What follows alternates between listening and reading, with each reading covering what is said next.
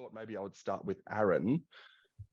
If I can turn to you, would you be able to just tell us a bit more about who you are, what your background is, and then why you think it's important to explore Indigenous concepts of creativity, well-being, and imagination?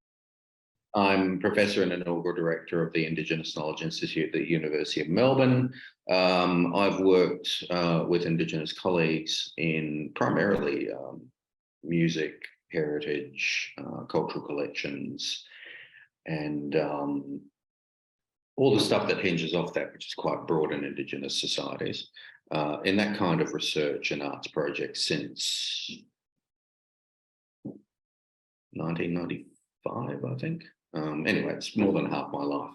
And when I was doing my early doctoral research in the late 1990s, there really was no template for how to do this kind of work, because before that period of time, a lot of the work had been generally guided, pretty much by disciplinary and university priorities, often that had nothing to do with Indigenous needs or aspirations in communities whatsoever.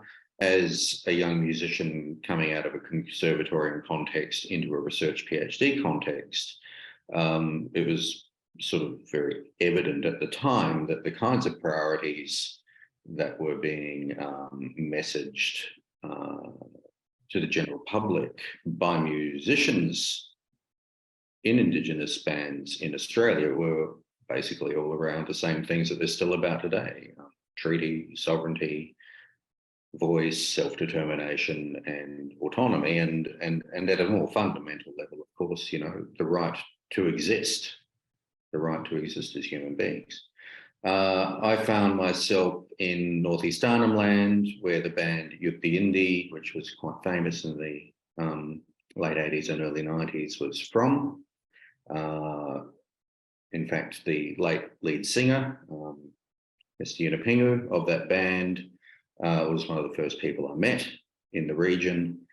And, all of his music, I think it's safe to say, was written almost as an open invitation for people to engage with the kinds of cultural values and backgrounds that he aspired to. He was, a visionary. He was not a typical person in any cultural context. He was,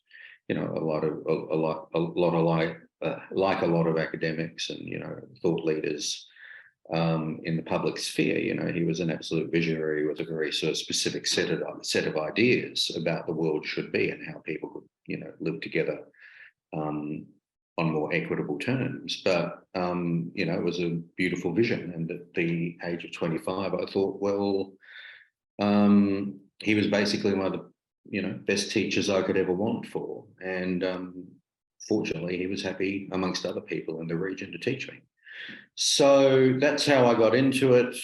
That's where my early socialization around, Indigenous ideas and practices happened.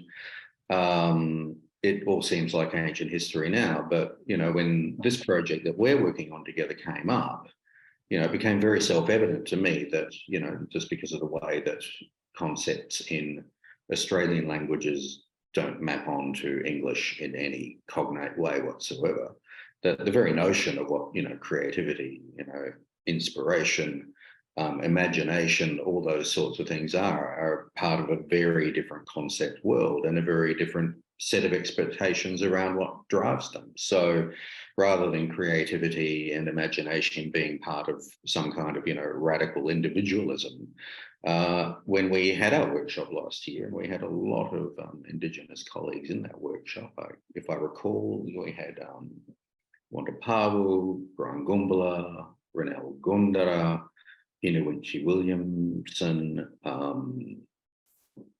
Joe Williams was there, Glenn Lowry was there. Am I forgetting anyone? I think that was about it. And almost all of those people, when we were asking about what it means to be creative and what it means to wield your imagination, were all linking that effectively to ideas of ancestral precedent and well-being, that people operate within an envelope of creativity comes from the genetic and biological code, the molecular code for life, because life in itself and the things that sustain it, even though they might be inert like water, are the source of all life and therefore all creativity. And so people were making links back to creativity being enmeshed, not entirely in the new, but new things do happen all the time, and original things happen all the time from that basis. But this linking to the building blocks of how the physical reality exists